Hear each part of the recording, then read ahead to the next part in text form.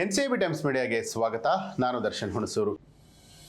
ದಳಪತಿ ವಿಜಯ್ ಅವರ 69ನೇ ಹಾಗೂ ಕೊನೆಯ ಸಿನಿಮಾ ಜನನಾಯಕನ್ ಬಿಡುಗಡೆಗಾಗಿ ಕಾಯ್ತಾ ಇರುವಂತಹ ಅಭಿಮಾನಿಗಳಿಗೆ ಮತ್ತೆ ಶಾಕ್ ಎದುರಾಗಿದೆ. ಜನವರಿ 9ಕ್ಕೆ ಬರಬೇಕಾಗಿದ್ದಂತಹ ಸಿನಿಮಾ ಈಗ ಕೋರ್ಟ್ ಅಂಗಳದಲ್ಲಿ ಸಿಲುಕಿ ಒದ್ದಾಡ್ತಾ ಇದೆ. ಇವತ್ತು ಮದ್ರಾಸ್ ಹೈಕೋರ್ಟ್ ನೀಡಿರುವಂತಹ ತೀರ್ಪು ನಿರ್ಮಾಪಕರ ಪಾಲಿಗೆ ನುಂಗಲಾರದ ತುತ್ತಾಗಿ ಪರಿಣಮಿಸಿದೆ. ಈ ಹಿಂದೆ ಮದ್ರಾಸ್ ಹೈಕೋರ್ಟ್ನ ಏಕಸದಸ್ಯ ಪೀಠ ಸೆನ್ಸಾರ್ ಮಂಡಳಿಗೆ ತರಾಟೆಗೆ ತೆಗೆದುಕೊಂಡು ತಕ್ಷಣವೇ ಸಿನಿಮಾಗೆ ಸರ್ಟಿಫಿಕೇಟ್ ಕೊಡಿ ಅಂತ ಹೇಳಿ ಆರ್ಡರ್ ಮಾಡಿತ್ತು. ಇದರಿಂದ ಫ್ಯಾನ್ಸ್ ಫುಲ್ ಖುಷಿಯಾಗಿದ್ರು. ಆದ್ರೆ ಈ ಆದೇಶವನ್ನ ಹೈಕೋರ್ಟ್ ವಿಭಾಗೀಯ ಪೀಠ ರದ್ದುಗೊಳಿಸಿದೆ.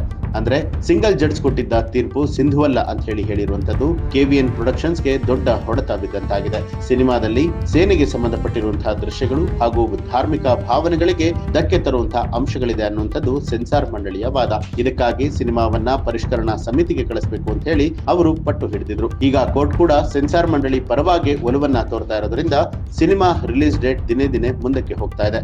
ಇದು ವಿಜಯ್ ಅವರ ಕೊನೆಯ ಸಿನಿಮಾ ಮತ್ತು ಅವರು ರಾಜಕೀಯಕ್ಕೆ ಬರೋದಕ್ಕೂ ಕೂಡ ಮುಂಚೆ ಬರ್ತಾ ಇರುವಂತಹ ಚಿತ್ರ ಆಗಿರೋದ್ರಿಂದ ನಿರೀಕ್ಷೆ ಬೆಟ್ಟದಷ್ಟಿದೆ. 500 ಕೋಟಿಗೂ ಹೆಚ್ಚು ಬಂಡವಾಳ ಹಾಕಿರುವಂತಹ ನಿರ್ಮಾಪಕರು ಈಗ ದಿಕ್ಕೆಟ್ಟು ಕೂತಿದ್ದಾರೆ. ಒಟ್ಟಾರೆಯಾಗಿ ಜನನಾಯಕ್ ಥಿಯೇಟರ್ಗೆ ಯಾವಾಗ ಬರುತ್ತೋ ಆ ದೇವರಿಗೆ ಗೊತ್ತಿದೆ. ಈ ಒಂದು ಮಾಹಿತಿಗೆ ಸಂಬಂಧಪಟ್ಟ ಹಾಗೆ ನಿಮ್ಮ ಅನಿಸಿಕೆಯನ್ನ ಕಮೆಂಟ್ ಮಾಡಿ. ಹಾಗೆ ನೀವಿನ್ನೂ ಕೂಡ ನಮ್ಮ ಚಾನೆಲ್ ಅನ್ನ ಸಬ್ಸ್ಕ್ರೈಬ್ ಮಾಡಿಲ್ಲ ಅನ್ನುವಂಥದ್ದಾದ್ರೆ ಈಗಲೇ ಸಬ್ಸ್ಕ್ರೈಬ್ ಮಾಡಿ, ಬೆಲ್ ಐಕಾನ್ ಒತ್ತಿ.